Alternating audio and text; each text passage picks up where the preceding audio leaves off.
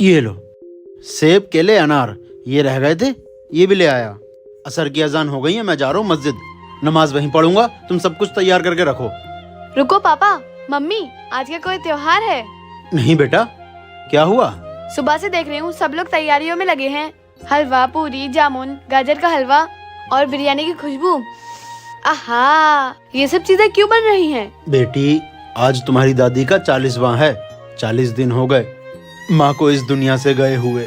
बेटी, ये सब खाने हमने तुम्हारी दादी के लिए ही बनाए हैं और बिरयानी भी उन्हीं के लिए बनाई है। बेटा, ये सारी चीजें आज तुम्हारी दादी के लिए ही बन रही हैं। मिठाई, हलवा, बिरयानी ये सब तुम्हारी दादी की रूह को पहुँचेगा। आज उनकी 40वें की फातिहा है। अच्छा, लेकिन माँ, पापा, आपको याद है जब दादी जिंदा थी? ये लो, खाओ सासू माँ खाना। बेटी, ये क्या रोटी? मुझे भी बिरयानी ला दे, मुझे बिरयानी बहुत पसंद है। नहीं, तुम रोटी खाओ। रात का बचा हुआ खाना तुम नहीं खाओगी तो कौन खाएगा? बिरयानी खाएंगी। बेटा, ये देख बहू क्या कह रही है। माँ, तुम्हें भी हर बात में कनिया फनिया निकालने की आदत है। सही तो कह रही है वो। रात का बचा हुआ खाना है, खा लो, खत्म हो जाएगा। जो मिल जाया करे प्यार से खा लिया करो, खुराफात मत निकाला करो। खाओ, सब्जी ला दो इनको, खाओ खाओ।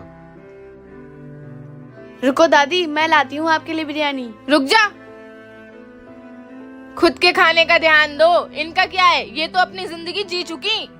सासू माँ, ज्यादा खुराफात मत फैलाया करो। जो खाना दे रही हूँ ना, वो भी बासी खाना देना बंद कर दूंगी।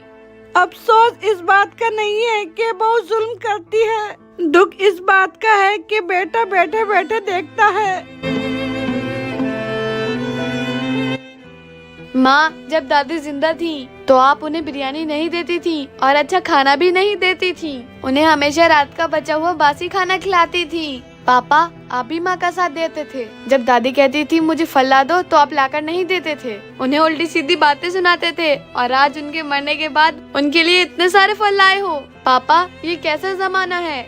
जिंदा इंसान को तड़पाना और मरने के बाद बेशुमार चीजें खिलाना। पापा, एक बात हमेशा याद रखो, किसी के मरने के बाद उसके लिए अच्छी अच्छी चीजें बनवाने से बेहतर है कि उसे जिंदा रहते खिलाओ।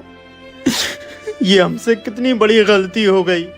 जब हम जिंदा रहते किसी इंसान को खुश नहीं कर पाए तो उसके मरने के बाद उसके लिए चाहे कितना भी खर्चा कर लें, उसको कभी खुश नहीं कर पाएंगे।